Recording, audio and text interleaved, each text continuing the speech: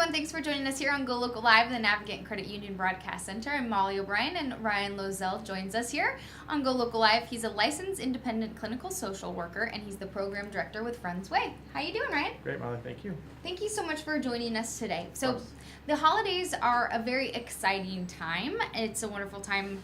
During the year, it can be very fun and exciting, but it can also be emotional for many. So, we want to talk today. It can be very emotional for those who have suffered the loss of a loved one. So, we're going to talk today about some strategies to help children who have suffered the loss of a loved one, a family member, and you have some help for us as we work our way through the holidays. So let's start off just by talking about why this year could be difficult for this time of year can be difficult for children. Sure. So as you mentioned, I'm the program director for Friends Way, and we're serving hundreds and hundreds of families. Their kids want to still be happy around the holidays. They want to make sure it's still okay to want to put up a Christmas tree, to hang out with their friends. They also want to talk about the person who died. And it gets a lot harder as schedules get busier and holiday parties get booked up. It just makes it that much harder for the surviving caregivers. I think it's so important too to be able to allow yourself to put up the decorations, to enjoy yourself this time of year, right? That's one of the hardest things that our adult caregiver group talks about. We've had many families, especially if this is their first holiday season going into it, they don't want to put up a Christmas tree. They don't want to dig through the ornaments. They don't want to dig through holiday cards that they got in the past. We've had a dad who reached out to us and he had said, the best thing for me to do, we had a wine party at my house. All of my friends came over and decorated the tree. I could sit back, have a glass of wine, and know that there was still holiday cheer going on, but it wasn't me doing it alone with my kids. That's awesome. What a great way to not only involve people that you love and you surround yourself with, but allow your friends and family to participate as well. And maybe you don't have to be, if it's too emotional for you, right, to be directly involved. Absolutely. And we as people are probably very booked during the holiday season. That's what happens for other families too, and you feel overextended to need to go and carry out all the holiday parties that you would go to with your spouse, with your child, with your dad, and then you're like, I'm being pulled in 7 directions. I've got to jump over 3 bridges to get to places. And know it's okay to limit yourself, to take care of yourself, and just to say, if I go to one of the parties and I last an hour, then that's okay. Kids want to know that Christmas is still coming. The kids also might not want to ask for as many gifts, especially if they know that finances are a little bit different. And then families then feel very vulnerable to ask for help. Do you know of a local Big Brothers Big Sisters or the Salvation Army that's giving out any toys? And sometimes people that have never asked for help are asking for help now. So I think being able to open up is also very important. I want to ask you about maybe some signs that either whether it's parents or relatives or friends or maybe people within the religious community can look out for. Are there some signs that children, teens, or young adults might display if they're having a difficult time? You know, we all deal with grief differently, and it might pop up in different ways. You know, we don't all just say, I'm sad, or I'm having a hard time, or burst out in tears. So are there some signs that young adults or teens or children might show if they're grieving? Kids may show increased irritability, things that didn't used to get them all riled up. If you went to reach for my water bottle and it just threw me off. Certainly little things like that, but kids' appetites have changed. They no longer want to eat as much, or they're overeating, especially if their mom or dad was the person who was doing the cooking. Oh. They may not be eating as well, or maybe they're eating better because other people are helping out with food. Nighttime rituals, super hard, because if it was their mom or dad, or if they shared a room with their brother or sister who has died, they're now fearful. They're now needing that comfort object, that nightlight, sometimes mom or dad's bed, and to know that they might have more times like that, needing to come up with things that help self-soothe the kids certainly helps. School time is crazy with these kids, going from thing to thing, whether it's subjects, math and English, and they're having difficulty and they can't focus. They're landing at the nurse's office more often complaining of a bellyache, where I know it's more than just a bellyache. The nurse may be calling home, come get your kid, come get your kid. They're acting up in school.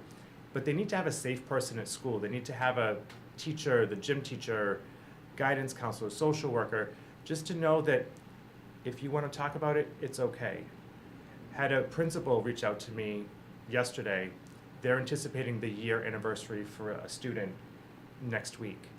And he says, I just want to make sure I'm doing everything I can. And he says, this student was very important to us, but we don't want to, we're not doing a moment of silence. And I said, good, because that would be a bit awkward.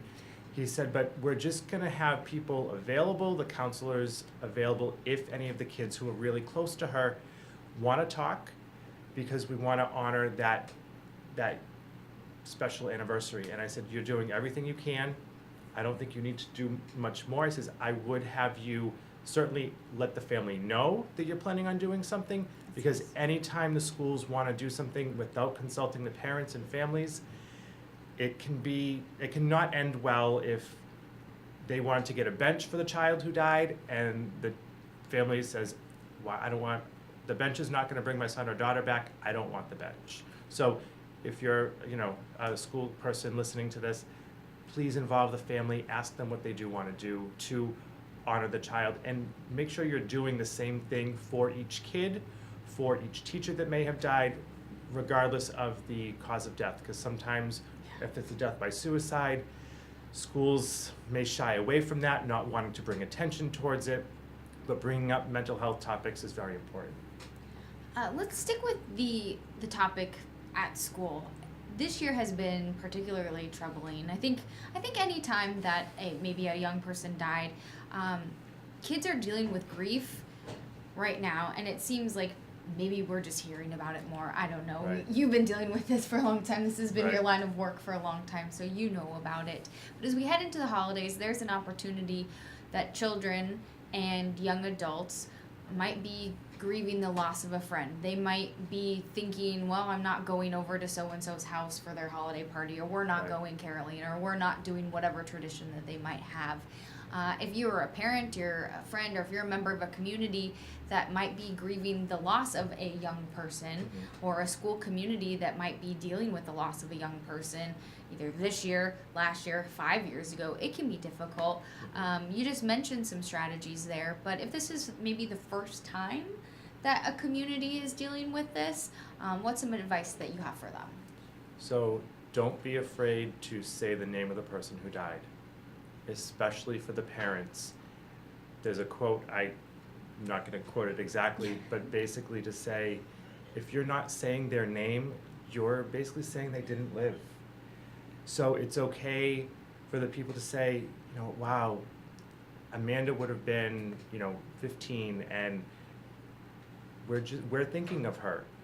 Sharing memories. I mean, what we do at Friends Away, we're always talking about memories.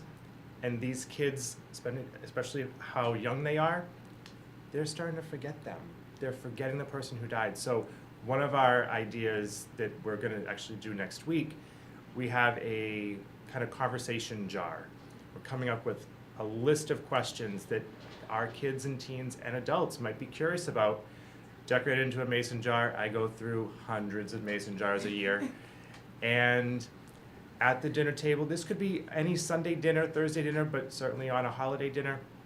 Open it up, pull out your question, see if you can answer it, and if you can't, see if someone else around the table can, to just increase your wealth of knowledge and curiosity, to say, oh my gosh, I forgot Amanda loved lasagna, but she only liked it with cheese and no meat, or she liked all the vegetables, or something. Just keeping their memory alive, because that really helps, especially during the holidays.